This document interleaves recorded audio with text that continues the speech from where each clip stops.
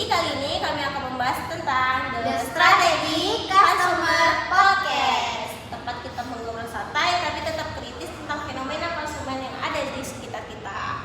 Karena kadang-kadang sesuatu yang kelihatan biasa saja ternyata punya makna sosial yang dalam banget. Nah, hari ini kita akan membahas topik yang dekat banget dengan kehidupan anak muda Medan. Mulai dari mahasiswa, pekerja muda, content creator, freelance, sampai mereka yang sering bilang, aku ke kafe bukan buat nongkrong ya, aku produktif. Padahal ujung-ujungnya foto dulu kerja belakangan. Waduh, itu menyerang banyak orang ya. Tapi memang menarik karena sekarang kafe bukan cuma tempat membeli kopi. Bahkan menurutku fungsi kopi itu kadang nomor 2, yang utama itu justru pengalaman sosialnya. Setuju banget. Makanya tema kita hari ini adalah skena dan identity, membedah gaya hidup anak muda Medan dan kafe artisan. Kita bakal ngobrol soal kenapa kafe artisan menjamur, kenapa banyak anak muda rela bayar kopi 35-50 ribu, kenapa meja kayu, lampu kuning, dan mesin espresso bisa jadi simbol status sosial. Dan pertanyaan yang paling menarik itu, apakah kita datang ke kafe karena suka kopinya atau karena suka identitas yang diberikan oleh kafe tersebut? Nah, itu dia. Kadang yang diminum itu bukan cuma kopinya, tapi citra dirinya. Waduh, panas langsung dari awal. Oke teman-teman, siapkan kopi kalian. Kalau lagi di kafe, jangan lupa lihat kanan kiri. Mungkin setelah podcast ini, kalian bakal sadar kalau banyak perilaku konsumen yang selama ini kita lakukan ternyata punya alasan psikologis dan sosial yang menarik banget. Let's go! Kalau kita lihat Medan sekarang, khususnya daerah Dr. Mansyur, Setiabudi, Ring Road, sampai Cemara, rasanya hampir setiap bulan ada kafe baru. Bahkan ada yang belum sempat selesai renovasi, Instagramnya udah watching duluan. Menurut kamu kenapa fenomena ini bisa terjadi? Menurut aku nih ya, karena ada perubahan gaya hidup. Kalau dulu orang mencari tempat makan, sekarang orang mencari pengalaman. Konsumen modern nggak cuma membeli produk, mereka membeli simbol, membeli suasana, mereka juga membeli cerita, dan mereka membeli identitas. Jadi yang dijual bukan kopi? Bukan. Jadi yang dijual itu bukan cuma kopi. Kalau hanya cuma kopi, warung kopi biasa kan juga bisa. Yang dijual sekarang adalah pengalaman menjadi seseorang. Misalnya, aku kreatif, aku anaknya produktif, aku tuh anaknya yang estetik, bahkan aku tuh yang ngerti spesialis kopi gitu. Nah, itu identitas-identitas yang diperkuat oleh lingkungan kafe. Menarik nih, jadi ketika seseorang upload foto laptop, kopi latte, dan buku di Instagram Story, itu sebenarnya bukan sekedar foto. Betul, itu komunitas identitas. Tanpa sadar, dia sedang berkata, lihat nih aku produktif, aku aku bagian dari kelompok tertentu. Nah, ini menarik kalau dikaitkan dengan teori perilaku konsumen. Ada konsep actual state dan desired state. Bisa dijelaskan? Tentu, actual state adalah kondisi kita sekarang. Misalnya nih, capek, bosan di kos, nggak fokus belajar, pusing ngerjain tugas. Sedangkan desired state adalah kondisi yang kita inginkan. Misalnya, lebih produktif, lebih termotivasi, lebih percaya diri, lebih estetik. Nah, kafe artisan hadir sebagai jembatan antara dua kondisi itu. Oh, jadi orang berpikir aku lagi nggak mood, lalu aku ke kafe, aku jadi lebih produktif, padahal tugas tetap nggak selesai. Persis kayak gitu. Kadang yang berubah bukan produktivitasnya, tapi perasaannya. Dan dalam perilaku konsumen, persepsi itu sangat penting. Sekarang kita masuk ke isu yang lebih besar. Banyak kafe di Medan yang menggunakan biji kopi lokal, mulai dari Mandailing, Sidikalang, hingga Takengon. Menurutmu itu punya dampak ekonomi nggak? Punya kali. Itu berkaitan dengan SDG 8, yaitu pekerjaan layak dan pertumbuhan ekonomi.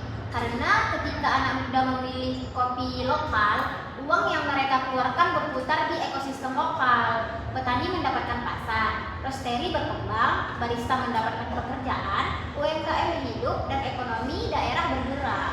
Jadi kalau kita beli kopi lokal sebenarnya ada efek besar kan? Iya, makanya sekarang banyak gerakan local pride. Karena konsumsi bukan hanya soal kepuasan pribadi, tapi juga dampak sosial dan ekonomi. Kalau dulu tempat nongkrong identik dengan mall, sekarang justru kafe. Kenapa ya? Karena kafe itu memenuhi 3 kebutuhan sekaligus. Yang pertama itu ada kebutuhan fungsional, biasa makan dan minum. Yang kedua itu ada kebutuhan sosial, biasa ketemu teman, kawan, atau sahabat. Ketiga itu kebutuhan simbolik, bisa membangun citra diri. Ini yang membuat kafe lebih kuat dibanding tempat lain. Makanya banyak yang datang sendiri, Makanya banyak yang datang sendiri tapi tetap merasa terhubung dengan orang lain. Betul, karena ada perasaan belonging, walaupun tidak saling kenal, mereka merasa bagian dari komunitas yang sama. Nah, sekarang kita masuk ke bagian yang paling menarik, yaitu identitas. Menurutmu, kenapa banyak mahasiswa Medan suka nongkrong di kafe artisan? Jadi jawabannya itu cukup sederhana sih menurutku, karena mereka sedang mencari dirinya gitu. Masa mahasiswa adalah fase eksplorasi identitas. Orang mencari berbagai gaya hidup, berbagai komunitas, berbagai simbol untuk menemukan siapa dirinya. Jadi sebenarnya kafe bisa menjadi alat eksplorasi identitas. Bisa kali, karena tempat kita pilih sering mencerminkan siapa yang ingin kita jadi. Nah, untuk konsep diri nih, dijelaskan nggak di bahasa sederhana? Konsep diri ya.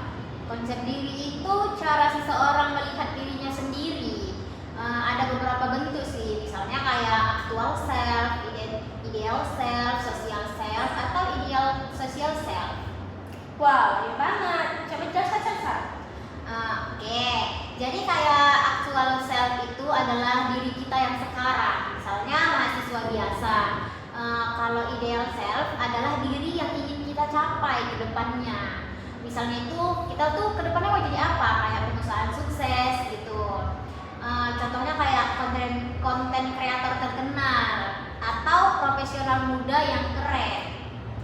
Nah, selanjutnya itu ada social self, adalah bagaimana orang lain melihat kita. Sedangkan ideal social self adalah bagaimana kita ingin dilihat orang lain. Nah, yang paling sering muncul di kafe artisan adalah ideal social self. Contohnya misalnya seseorang ingin terlihat produktif, berwawasan, modern, estetik, punya state tinggi. Akhirnya dia memilih tempat yang mendukung citra tersebut. Tapi bukankah itu berarti pencitraan?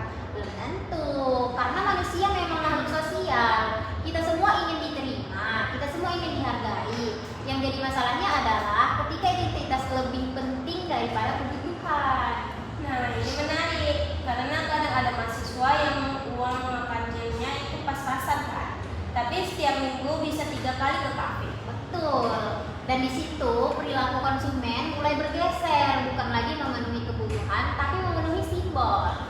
Aku sering lihat fenomena yang lucu. Kadang kopi belum tentu diminum. Foto dulu, video dulu, bungaran dulu, story dulu. Kenapa itu? Karena sekarang identitas kita itu nggak cuma ada di dunia nyata, tapi juga di dunia digital. Ini yang disebut digital extend self. Instagram menjadi perpanjangan identitas, TikTok menjadi perpanjangan identitas, Feeds menjadi elastase diri. Kalau sekarang tuh biasanya orang bilang beri makan Instagram gitu. Jadi kopi itu semacam properti. Persis. Sama seperti tas, sepatu, mobil, kopi artisan bisa menjadi simbol yang dikomunikasikan ke orang lain. Lanjut nih. Tadi kan kita udah membahas konsep diri dan bagaimana kafe bisa menjadi alat untuk membangun identitas. Nah, ada satu teori lagi yang menarik, yaitu independent self dan interdependent self. Apa sih bedanya? Bedanya itu sederhana sih. Independent self adalah ketika seseorang melihat dirinya sebagai individu yang unik dan berbeda dari orang lain. Kalau interdependent self adalah ketika seseorang melihat dirinya sebagai bagian dari kelompok atau komunitas. Contohnya dalam kehidupan anak Medan. Misalnya itu ada mahasiswa yang bilang, aku nongkrong di sini karena aku suka suasananya, aku nggak peduli orang lain mau kayak mana gitu. Nah itu cenderung independent self. Tapi ada juga yang bilang, semua teman tongkrongku di sini, jadi aku ikut ke sini juga. Misalnya ada mahasiswa yang bilang kayak gini, aku nongkrong di sini karena aku suka suasananya, aku nggak peduli orang lain kayak mana. Nah itu cenderung independent self. Tapi ada juga yang bilang semua teman tongkronganku di sini, jadi aku ikut juga ke sini. Nah itu lebih ke interdependent self. Kalau menurutmu yang lebih dominan di anak Medan yang mana? Kalau jujur nih kombinasi keduanya, karena anak Medan salah. Kalau boleh jujur nih kombinasi keduanya sih, karena anak muda ingin terlihat unik, tapi di saat yang sama juga ingin diterima oleh lingkungannya. Mereka ingin berbeda, tapi jangan terlalu beda. Kalau boleh jujur nih, pilihannya itu lebih dominan di Medan itu kombinasi keduanya, karena anak muda itu ingin terlihat unik, tapi di saat yang sama juga ingin diterima oleh lingkungannya. Mereka ingin beda nih, tapi juga jangan terlalu beda gitu. Mereka ingin spesial, tapi tetap bagian dari circle mereka. Wah, jadi sebenarnya banyak orang yang bilang aku nggak ikut-ikutan tren, tapi nongkrongnya tetap di tempat yang sama dengan semua orang. Jadi, nah itu dia. Kadang kita merasa membuat pilihan sendiri, padahal pilihan itu dipengaruhi oleh lingkungan sosial. Aku pernah lihat fenomena menarik. Ada kafe yang sebenarnya biasa saja, kopinya biasa, makanannya biasa, tapi tiba-tiba viral. Semua orang datang. Kenapa itu? Karena manusia adalah makhluk hidup. Kita sering menggunakan orang lain sebagai referensi. Kalau banyak teman kita datang ke situ, otomatis terlihat menarik gitu. Dalam teori perilaku konsumen itu disebut reference group influence. Jadi sebenarnya kita ikutan bukan kafenya, ikuti. Jadi sebenarnya yang kita ikuti bukan kafenya. Jadi sebenarnya yang kita ikuti bukan kafenya. Kadang yang kita ikuti adalah kelompok sosialnya, karena manusia punya kebutuhan untuk diterima, punya kebutuhan untuk merasa menjadi bagian dari sesuatu. Kalau ngomongin tren kafe, rasanya nggak lengkap kalau nggak bahas FOMO. Setuju. FOMO itu sangat kuat sekarang, karena banyak orang datang ke suatu tempat bukan karena mereka benar-benar tertarik, tapi karena mereka takut ketinggalan tren. Misalnya gini nih, misalnya ada kafe yang baru buka nih, belum tahu nih rasa kopinya kayak mana, belum tahu layanannya kayak mana, tapi karena semua orang posting di Instagram atau TikTok gitu, akhirnya muncul dorongan aku harus kesini nih gitu. Kalau nggak datang rasanya kayak nggak update gitu. Betul. Dan ini yang membuat media sosial punya pengaruh besar terhadap keputusan konsumen. Aku mau kasih pertanyaan yang agak panas. Menurutmu, apakah sebagian anak muda datang ke kafe untuk menikmati kopi atau mencari validasi sosial? Jujur nih, dua-duanya. Tapi porsi validasi sosial sekarang makin besar karena era digital membuat segala aktivitas bisa dipamerkan. Jadi kadang yang dicari bukan rasa kopinya. Bukan, kadang dicari adalah respon dari orang lain. Kayak kita posting di Instagram nih, kita mau lihat like-nya, viewersnya, komentarnya, atau sekedar perasaan bahwa diri kita ini terlihat keren karena udah ke situ gitu. Aduh, mulai menyempet kehidupan banyak orang nih. Nah, kita lanjut nih di bagian ritual. Ini salah satu bagian yang paling menarik menurutku, karena ternyata minum kopi itu bukan sekedar minuman. Betul. Dalam perilaku konsumen, ritual adalah serangkai aktivitas yang dilakukan berulang dan memiliki makna simbolik. Dan kopi sekarang sudah menjadi ritual modern. Kalau kita buka Instagram pagi-pagi, pasti ada yang posting kopi, laptop, playlist Spotify, caption produktif. Nah, itu contoh ritual. Sekarang fungsional, mungkin dia cuma minum kopi, tapi secara simbolik dia sedang membangun suasana tertentu, membangun identitas tertentu gitu. Jadi ritual membantu seseorang merasa menjadi versi dirinya sendiri yang diinginkan. Betul, ritual menciptakan makna. Nah, sekarang kita bahas ritual yang paling terkenal. Kita memfoto kopi sebelum diminum. Kenapa ya? Karena pengalaman konsumsi sekarang tidak berhenti pada pengguna produk. Ada fase dokumentasi, fase publikasi, ada fase interaksi sosial.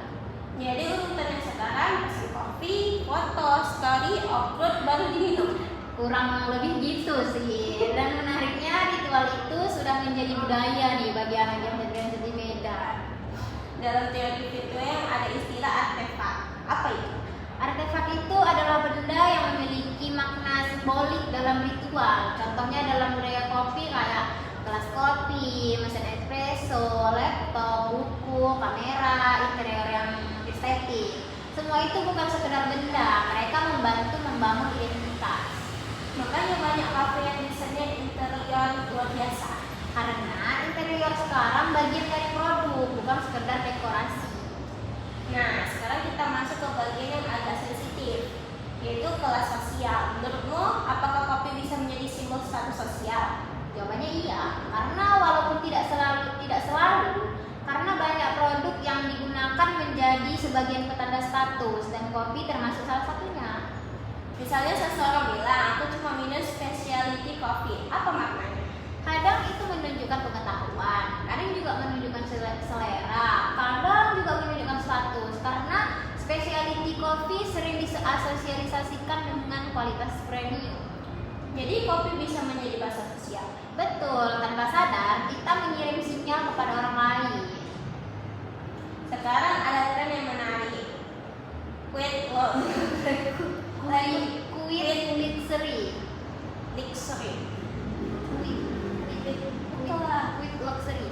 Quit luxury. Luxury apa? Ya, luxury. Sekarang ada tren yang menarik. Quit luxury. Apa hubungannya dengan budaya kopi? Quick luxury itu adalah ketika seseorang menunjukkan status secara halus, tidak mencolok, tidak berlebihan, tapi mungkin menunjukkan kualitasnya. Contohnya? Misalnya ada seseorang tidak memakai barang bermerek besar, tapi dia memilih kopi single original yang langka. Kadang datang ke kafe yang lebih eksklusif, menikmati pengalaman premium tanpa perlu memamerkannya secara berlebihan. Menurutmu ketika seseorang membeli kopi harga Rp60.000 itu karena selera atau status? Tidak ada generalisasikan sih. Ada yang benar-benar menikmati kualitas kopi, ada yang memang mengejar pengalaman, ada juga yang mengejar citra. Biasanya kombinasi ketiganya. Tapi pasti ada yang beli hanya karena ingin terlihat keren kan? Ada, dan itu bukan fenomena baru. Dari dulu manusia memang menggunakan konsumsi untuk menunjukkan identitas sosial. Aku sering dengar orang bilang kayak, aku anak kopi. Menurutmu itu identitas atau sekedar hobi? Bisa kedua-duanya, karena ketika sebuah aktivitas dilakukan terus-menerus dan menjadi bagian dari cara seseorang mendefinisikan dirinya, maka aktivitas itu berubah menjadi identitas. Jadi kopi bukan lagi Jadi kopi bukan lagi minuman, tapi bagian dari siapa dirinya. Betul.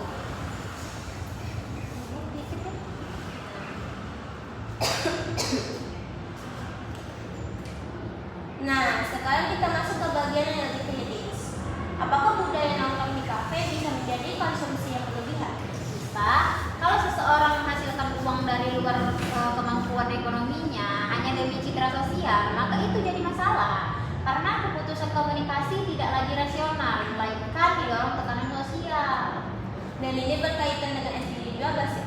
Iya, SDG 12 berbicara tentang konsumsi yang bertanggung jawab, menjadi konsumsi yang sabar, bukan sekedar mengikuti tren. Kalau ada mahasiswa yang rela menghabiskan setengah uang bulanannya demi nongkrong di tempat yang sedang viral, apa yang ingin kamu katakan?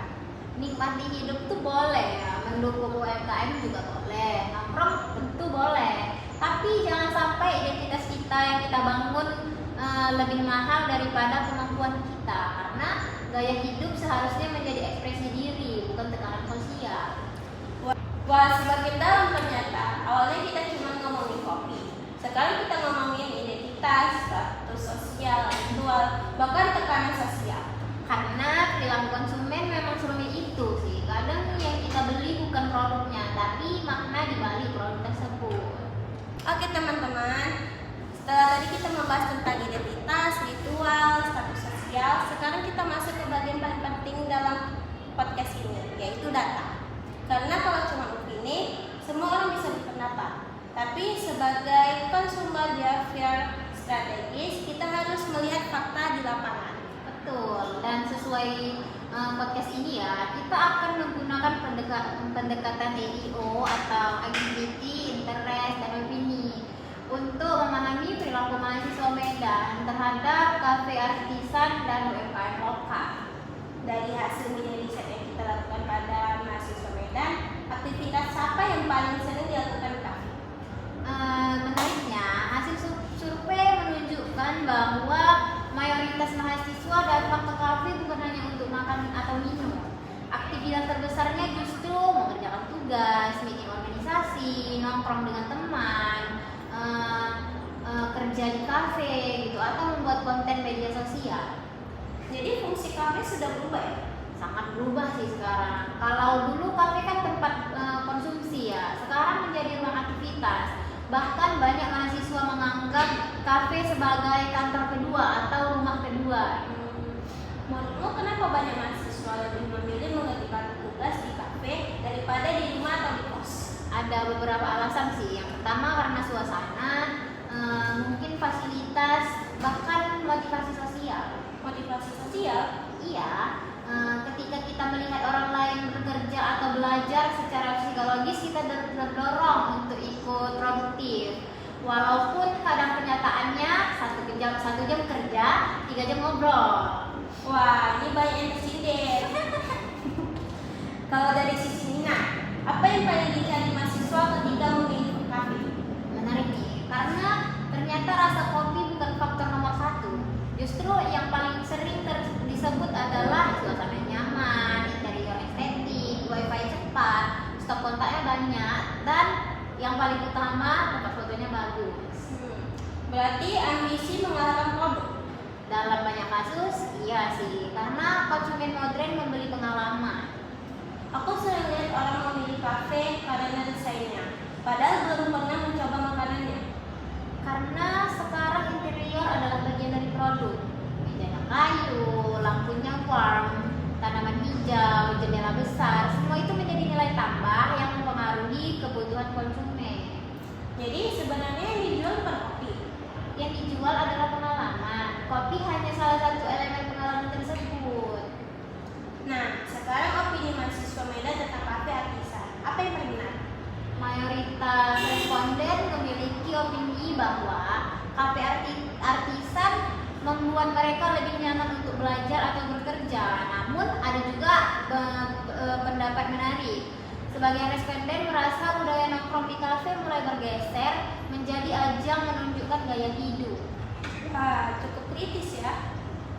Karena memang ada dua sisi. Di satu sisi, kafe membantu produktivitas. Di sisi lain ada tekanan sosial untuk selalu terlihat mengikuti tren. Aku mau tanya jujur nih. Menurutmu apakah semua orang yang membawa laptop ke kafe benar-benar produktif? Belum tentu. Kadang laptop juga menjadi simbol kesibukan, simbol profesionalisme, atau simbol produktivitas.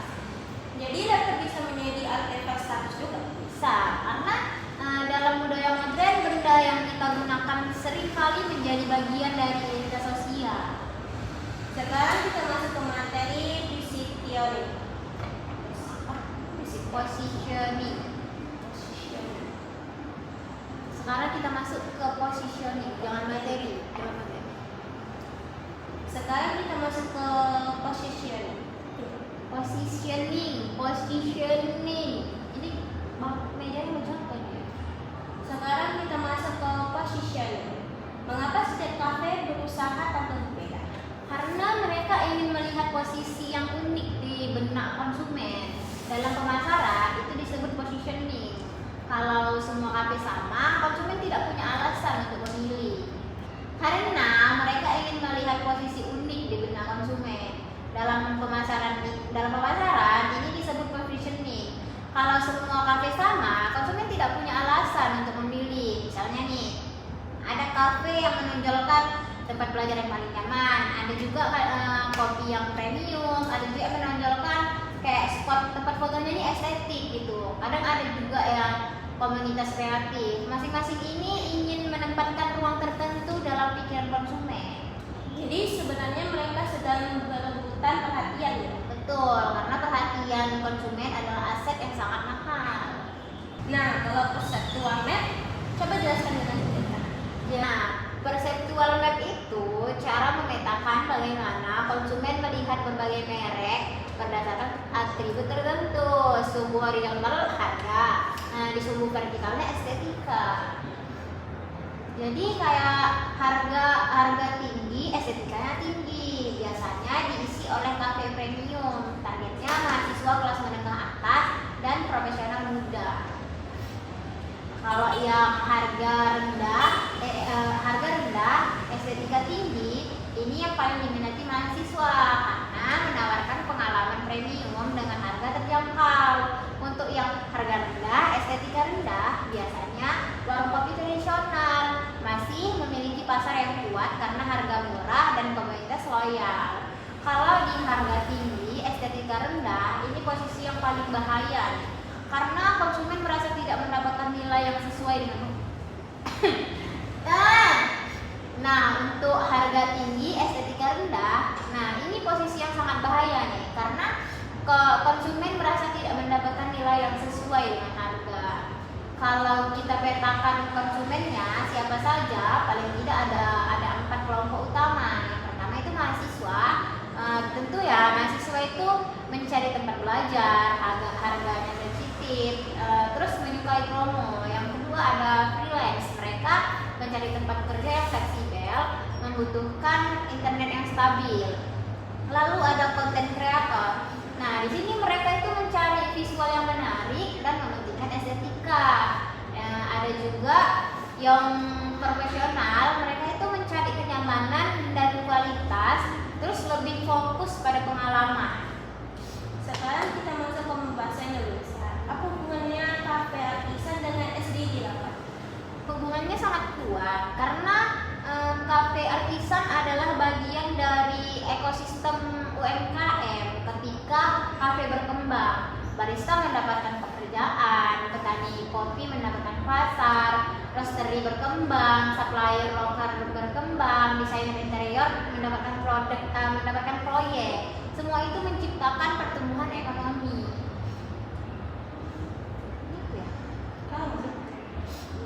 Satu cangkir kopi yang kita beli ternyata itu melibatkan banyak pihak, mulai dari petani, pengolah, distributor, roastery, barista, hingga pemilik usaha. Jadi dampaknya lebih besar daripada yang kita bayangkan. Betul, karena konsumsi memiliki efek ekonomi yang luas. Tapi aku punya pertanyaan. Apa semua kafe otomatis mendukung ekonomi lokal? Belum tentu sih, karena ada juga kafe yang lebih fokus pada citra dibanding pemberdayaan lokal. Misalnya nih, menggunakan konsep luar negeri, mengimpor bahan tertentu, tetapi kurang melibatkan belum tentu nih, karena ada juga kafe yang lebih fokus pada citra dibanding pemberdayaan lokal. Misalnya menggunakan konsep luar negeri, mengimpor bahan tertentu, tetapi kurang melibatkan pelaku usaha lokal. Jadi sebagian konsumen kita juga harus kritis. Betul, karena konsumsi yang bertanggung jawab bukan hanya melihat produk, tapi juga melihat dampaknya. Ternyata satu cangkir kopi bisa membawa kita membahas banyak hal ya. Mulai dari psikologis, identitas, sosial, sampai ekonomi daerah. Dan yang paling menariknya belum selesai nih, karena setelah ini kita akan membahas tentang bagaimana masa depan budaya kafe di Medan, apa strategi yang bisa dilakukan UMKM lokal, bagaimana konsep localization bekerja, dan bagaimana menjadi konsumen yang kalian tanpa terjebak konsumtif. Oke, kita sudah sampai di segmen terakhir ya. Kalau tadi kita membahas tentang identitas, ritual, status sosial, sampai dampak ekonomi, sekarang aku penasaran. Menurutmu, bagaimana masa depan budaya kafe di Medan dalam 5-10 tahun ke depan? Kalau melihat tren sekarang ya, budaya kafe di Medan masih akan terus berkembang. Tetapi ada perubahan besar yang mulai terlihat. Konsumen sekarang semakin kritis. Mereka tidak hanya mencari tempat yang estetik, mereka mulai cari nilai nih, mulai mencari cerita, mulai mencari pengalaman yang autentik. Artinya sekedar punya internet yang bagus itu tidak cukup. Betul, itu nggak cukup karena konsumen Gen Z ini dan generasi berikutnya semakin mudah bosan. Kalau sebuah kafe hanya mengandalkan desain tanpa kualitas produk dan pelayanan yang baik, mereka akan sulit bertahan. Sesuai dengan panduan podcast kita nih, apa strategi yang bisa dilakukan oleh UMKM kopi lokal di Medan agar tetap berkembang? Menurutku konsep yang paling relevan itu adalah localization, kayak berpikir global tetapi tetap mempertahankan identitas lokal. Contohnya? Misalnya kopi Mandailing atau kopi Sidikalang sebagai bahan utama, tetapi pelayanan, branding, desain kemasan, dan pengalaman pelanggan mengikuti standar internasional. Dengan begitu, identitas lokal tetap kuat, tetapi mampu bersaing secara global.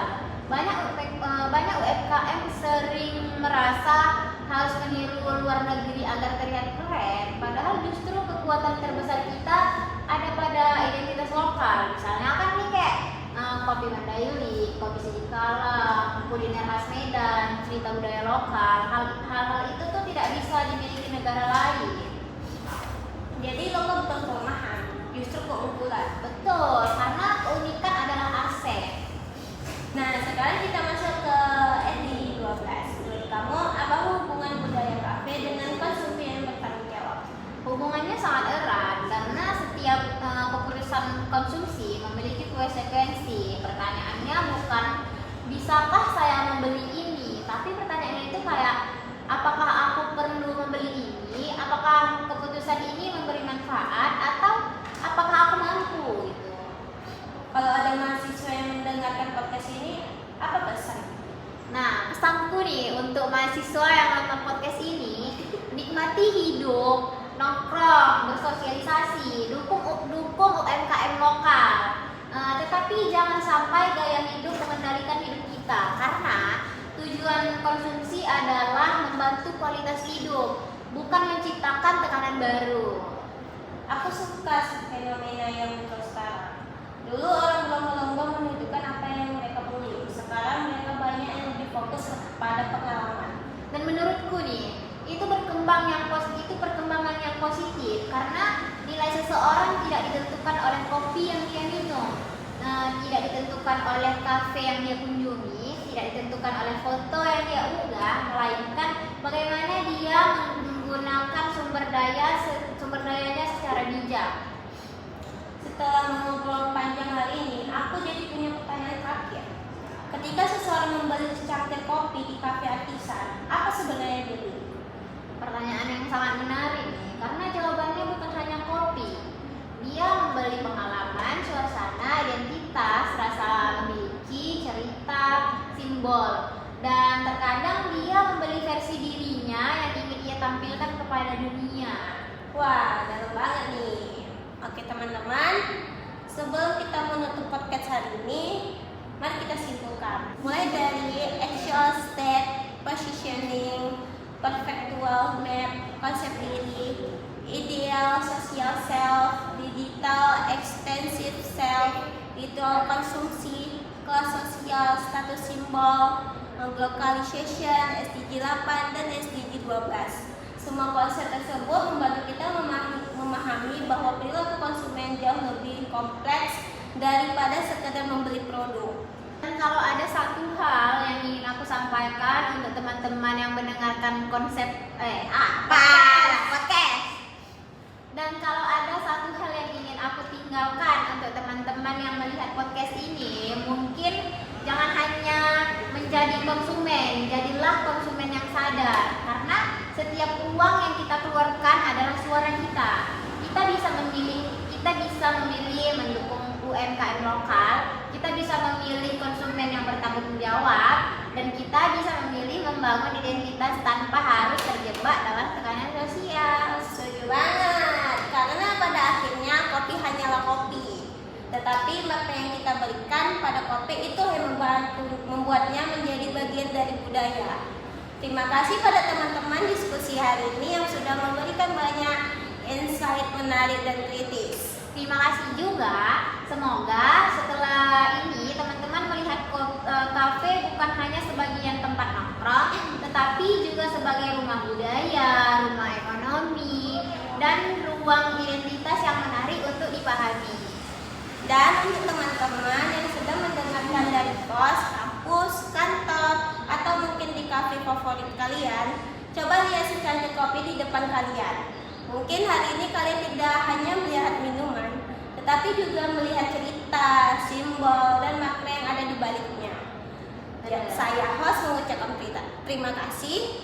Dan saya analisis skena atau budaya juga mengucapkan terima kasih. Sampai jumpa di episode selanjutnya. Bye bye.